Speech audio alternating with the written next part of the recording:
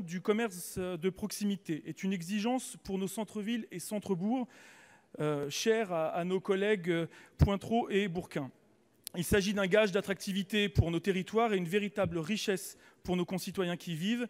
Ma question, Monsieur le Ministre, pouvez-vous ici nous apporter plus de précisions quant à ce plan qui permettra, je l'espère, de répondre à ce secteur qui est gravement touché? Merci. Pour répondre, la parole est au ministre de l'économie et des finances, Monsieur le maire. Oui, je vous rejoins totalement, monsieur le sénateur. Je considère que les commerçants, les artisans, les indépendants sont probablement ceux qui ont le plus souffert de ces mois de crise. Tout simplement parce qu'ils étaient fermés, qu'ils ont vu leur chiffre d'affaires baisser de 50, 60, 80% et qu'ils n'avaient absolument aucune solution disponible. C'est pour ça qu'avec le Premier ministre, avec le ministre de l'Action et des Comptes publics, nous avons déployé toute une série d'instruments très puissants, le Fonds de solidarité, les exonérations ou les reports de charges sociales et fiscales, le chômage partiel, tout ce qui leur a permis de passer ces 4 mois de crise avec le moins de dégâts possible. Maintenant, nous voulons faire plus. Nous voulons faire plus pour revitaliser un certain nombre de centres-bourgs, de centres-villes, et pour aider les commerçants indépendants et artisans dans les mois qui viennent. D'abord, nous allons prendre des mesures nouvelles de trésorerie, parce que c'est là-dessus que l'attente est la plus forte.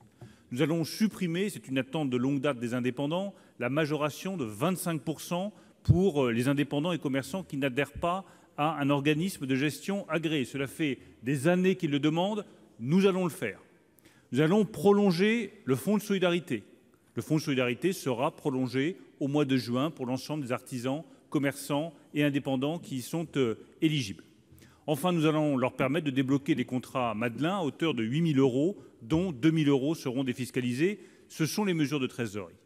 Deuxième série de mesures totalement nouvelles, la création de 100 foncières qui vont pouvoir, partout sur le territoire, racheter 6 000 fonds de commerce, les rénover énergétiquement et les louer à tarif préférentiel pour que des commerces nouveaux s'installent dans les centres-villes, dans les centres-bourgs et dans les communes de taille moyenne. C'est un dispositif totalement nouveau, efficace, qui permettra d'avoir des commerces qui rouvrent dans des centres-villes et dans les communes rurales.